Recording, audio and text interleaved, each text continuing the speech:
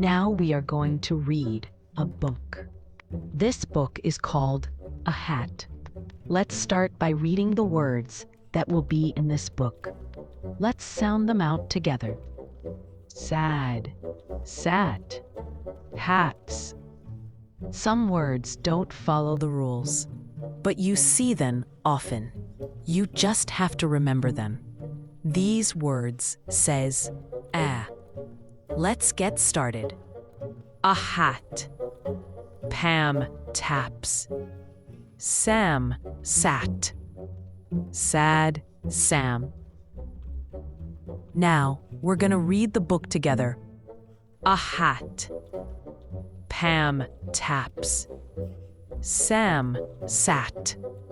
Sad Sam. Now, go read it a few more times.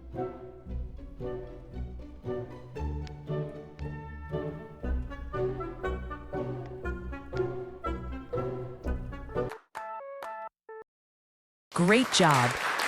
You can read.